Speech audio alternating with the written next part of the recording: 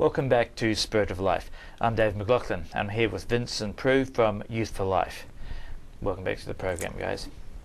Now, Vince, can you tell me specifically what sorts of things have you done that have targeted politicians over this issue?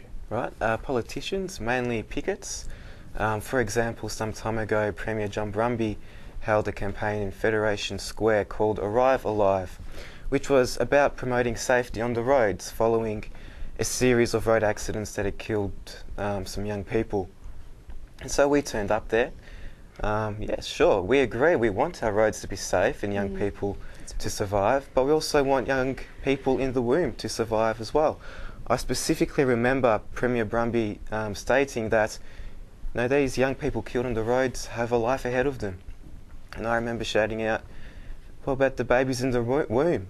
They have a life ahead of them as well. And so just a series of events like this, continually bringing in our message. Another one was Emily's List at a meeting they had. Ironically, a group that promotes childcare yet supports abortion. So once again, we were there to say, well, how come, it's a bit contradictory, a bit inconsistent here. So yeah, we follow them around, and they know we're here, and they know we're here to stay. Yeah, that's right. Do you think specifically being youth that you have a bigger impact from the usual voices that they hear against abortion? I suppose youth have a fresh image, energetic, and I suppose they know that we're going to be here a lot longer. So That's right. have a bit of a joke. Away. So yeah, I think it's very effective. Yeah, that's it. Prue, can you tell us about the funeral march that you did? Yeah, no, we've done a lot of different events, and really to have any media attention or anything like that, you really have to come up with a lot of innovative different ways to get attention, because obviously being pro-lifers and being part of the pro-life movement, if you can be glossed over, then that's going to happen. So one of the things we did just before the bill was to hold a funeral march, and we got all our young girls dressed up as mourners, and so we had everyone in black, and they had big black veils on, and they carried big white crucifixes, and we had a couple of fellows up the front pall-bearing a tiny white coffin to really bring it home to people that these are tiny children that we are killing through abortion. And this is what this bill is going to legalise and legitimise, this state-sanctioned killing of our Victorian young people, of our children.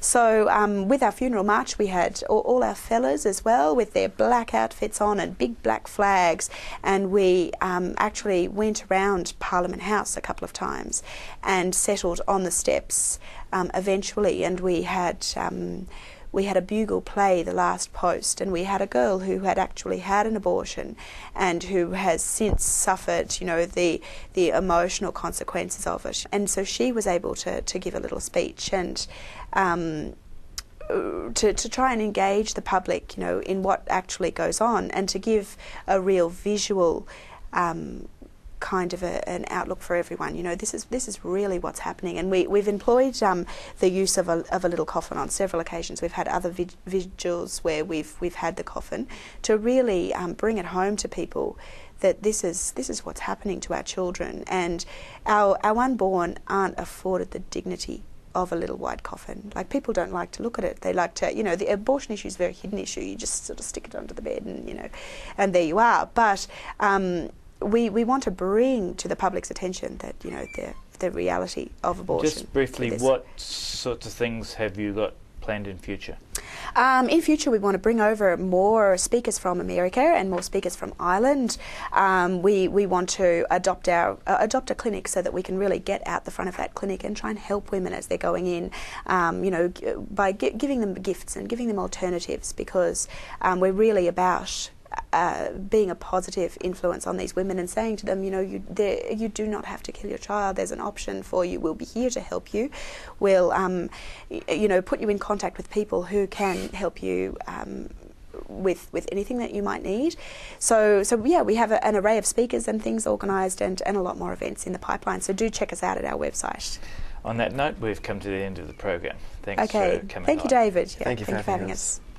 You've been watching Spirit of Life. Join us again next week.